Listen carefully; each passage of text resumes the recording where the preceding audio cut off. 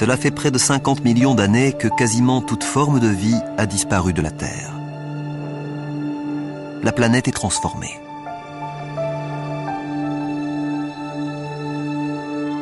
Il y a 200 millions d'années, un continent unique s'étire d'un pôle à l'autre. La Pangée.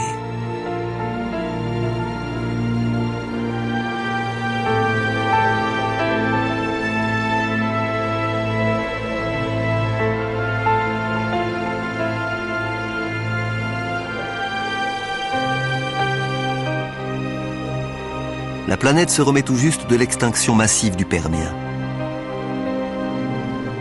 Les températures se stabilisent, les pluies acides ont cessé et la végétation réapparaît.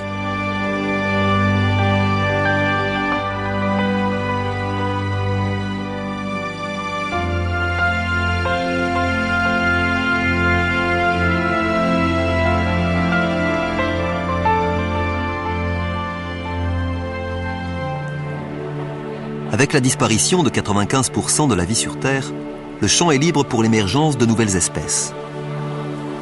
Et notamment pour l'une d'entre elles qui va dominer la planète comme nulle autre auparavant.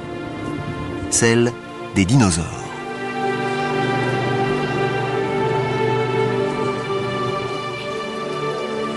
Voici l'Amosaurus. Comme tous les autres dinosaures, il descend des rares reptiles qui ont survécu à l'extinction permienne. Mesurant environ 4,50 m de haut, c'est une créature lente et vulnérable.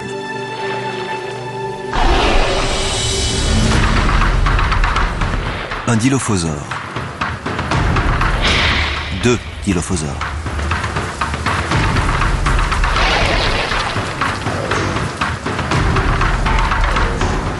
Ils sont plus petits et rapides.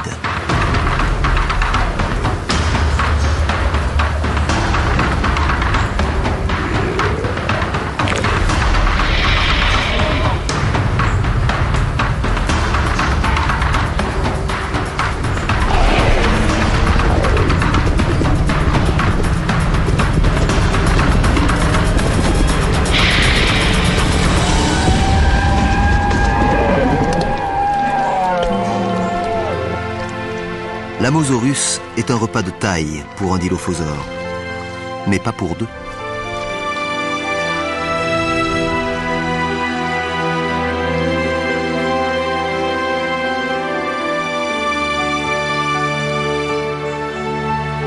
Les dinosaures ont repeuplé la Terre.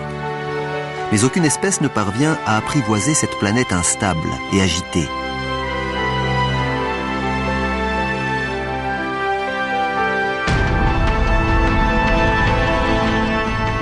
La croûte terrestre devient moins dense. Comme soumise à une force mystérieuse, elle laisse échapper de la lave et se lézarde sous l'effet des séismes.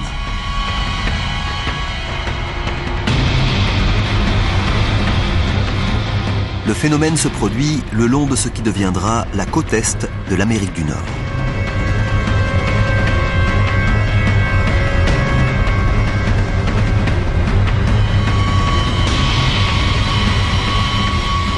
L'activité des plaques tectoniques a repris. Il y a 190 millions d'années, la Pangée se fragmente.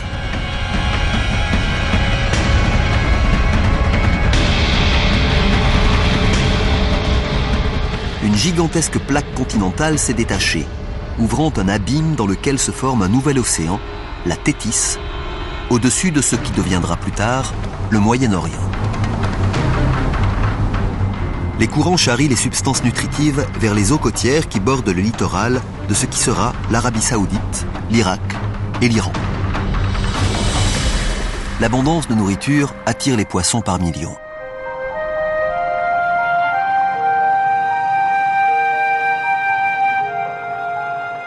Lorsque le cycle de la vie prend fin, les poissons morts tapissent les fonds marins.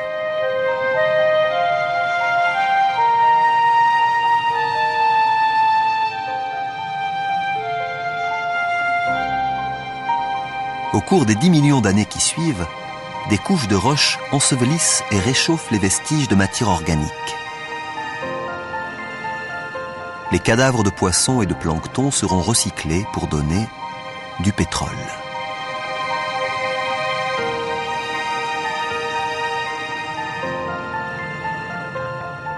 l'essence qui alimente nos voitures, chaque morceau de plastique, la peinture sur nos murs, la moquette sous nos pieds, tous ces produits sont issus de ce processus.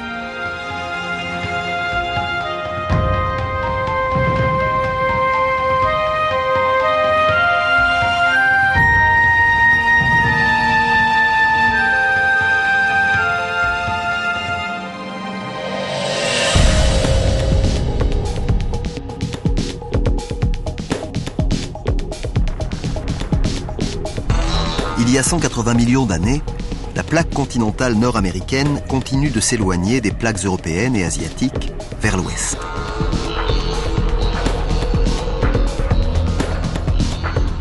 Cette progression est lente, environ 2,5 cm par an. Mais si l'on accélère le temps, on assiste à la formation d'un nouvel océan et de nouveaux continents. Montréal s'éloigne de Marrakech et New York de l'Afrique occidentale. Le gouffre qui sépare les deux continents se remplit pour donner naissance à un vaste océan, l'Atlantique. Dans cet océan, de nouvelles créatures voient le jour. Comme celle-là par exemple, un ichthyosaure. Leurs ancêtres reptiliens vivaient sur la terre ferme. Mais ils se sont adaptés au changement de la planète et ont développé des nageoires pour rejoindre l'océan Atlantique qui s'est tout juste formé. Celui-ci mesure 6 mètres de long. Il peut nager à une vitesse de 40 km/h.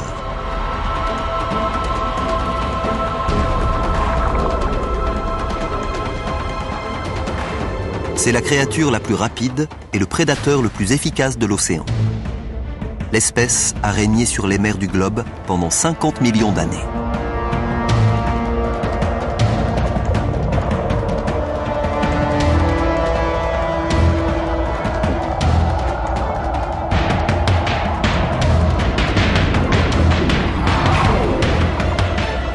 Mais à présent, un nouveau prétendant lui dispute sa couronne.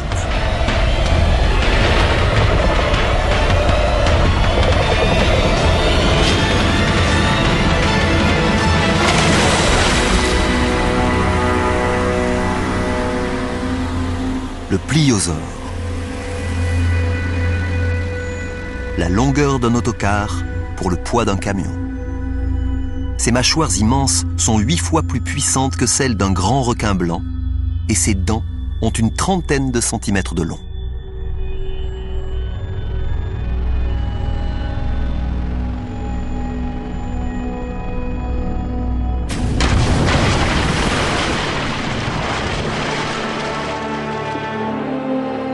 Notre planète, comme les créatures qui y vivent, est méconnaissable. L'océan Atlantique a englouti ce qui était autrefois la terre ferme. C'est ici même que nous avions vu les Amosaurus paître et les Dilophosaures traquer leur proie. Le monde des dinosaures est peut-être différent, mais ces créatures se sont imposées comme aucune autre auparavant. Elles paraissent invincibles.